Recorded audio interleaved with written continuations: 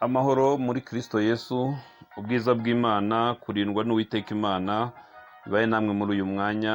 Ni mwene so muri Kristo Yesu, Mbanza Theoneste, ngira ngo dusome ijambo ry'Imana, dusanga mu gitabo cya kabiri cya Samweli, igice cya 9, turasoma umurongo waho n'uwa 8.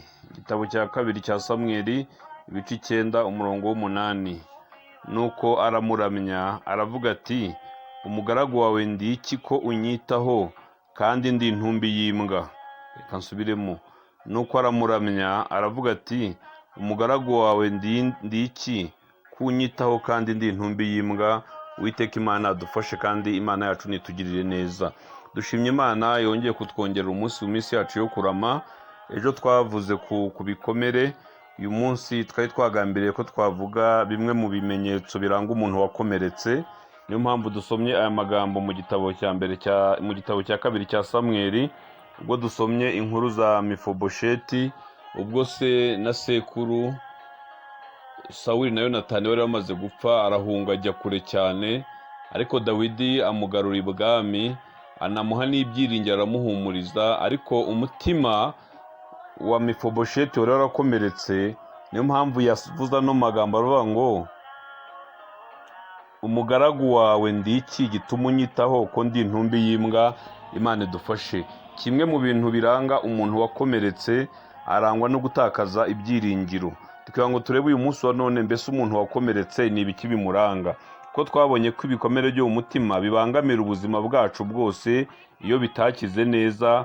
Imana idufashe. Kandi ibikomere bibangamira imibanire yacu n'abantu. Burya umuntu wakomeretse, kimwe mu bintu bimuranga, arangwa no kubangamirwa n'imibanire y'abantu n'abandi.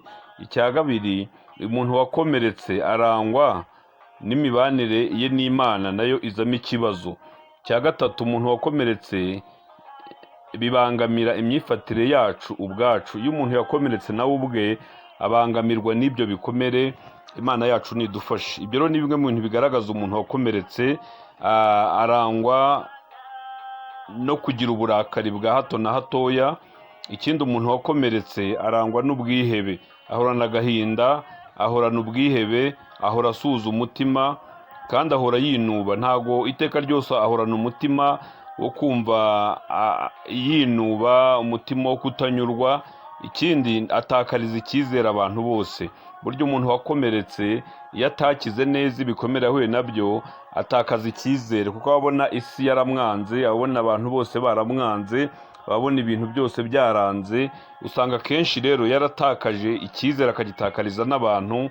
Imana yacu dufashe. Niyo mpamvu ijambo ryatubwiye ngo Dawidi nubwo yazanye Mifobosheti, ahubwo ati: humura, nzakugira neza ku bwa so Yonatani. Ariko kuko umutima wa Mifobosheti wari warakomeretse, yavuze ngo: mbese kuki ngewe unyitaho, kandi ndi intumbi y'imbwa? Burya iyo umuntu yamaze guhura n'ibikomere, anarangwa no kwiminimiza, anarangwa no kutiha agaciro, anarangwa no kwishyira hasi cyane. Mifobosheti nawe yaravuze ati: nubwo unyitaho, ariko ngewe ndi intumbi y'imbwa. Imana yacu nidufashe. Ibyo ni bimwe mu bintu biranga umuntu wakomeretse. Ariyanga, akunda kwiyenza, akunda kwishyira mu kato. Umuntu wakomeretse aheranwa n'amaganya, aheranwa n'agahinda, akumva yakwibana wenyine. Ibyo ni ibintu biranga umuntu wakomeretse. Imana yacu nidufashe, kandi Imana yacu tugire neza. Navuze ko turavuga ku bimenyetso biranga umuntu wakomeretse. Imana idufashe. Kenshi umuntu wakomeretse yongeye guhura n'ikintu gisa nk'icyamukomerekeje, gihita cyongera kubyutsa bya bikomere byose yahoranye. Uwiteka Imana adufashe. Kandi iteka ryose umuntu wakomeretse kenshi atekereza umuntu nk'abantu batamwitaho cyangwa batamuha agaciro. Niyo umusanze agasanga uhuze, ahita yumva iteka ryose ko udashaka kumuha agaciro.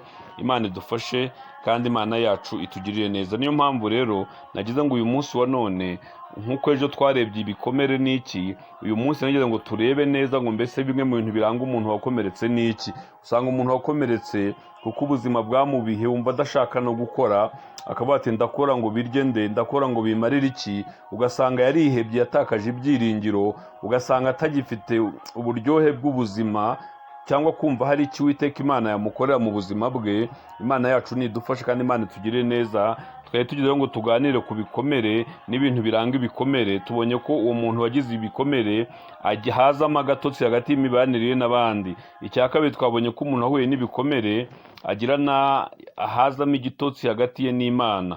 Umuntu wagize ibikomere twabonye ko imyifatire y'ubwe nayo ibangamira sosiyete. Imana yacu nidufashe kandi Imana itugirire neza. Twabonye ko agira uburakari bwa hato na hatoya, akiheba, akumva ibintu byose byaramurangiriyeho, akumva nta kintu ashaka gukora kuko yahuye n'ibikomere. Ikindi, umuntu ahuye n'ibikomere bitakize yagira n'imiterere yo guhora yibagirwa ibintu mwavugana ikintu ugasanga yakibagiwe.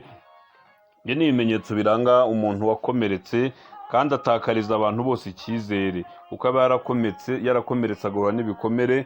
Twavuga ngo uyu munsi dusenge, ariko nagize ngo tuganire bimwe mu bimenyetso biranga umuntu wakomeretse.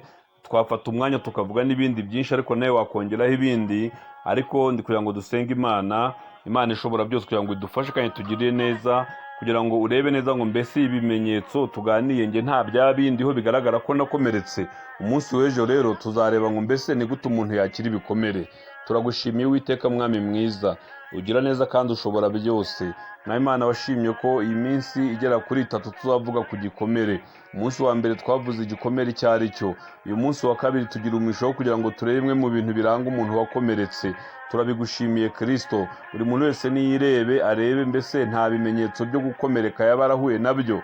Turagushimiye rero ko Mwami Imana utugiriye neza, kandi n'umunsi w'ejo nutugirira neza ukadushoboza, tuzareba uburyo umuntu ashobora gukira ibikomere. Urakoze, turagushimiye ni mu izina rya Yesu, amen.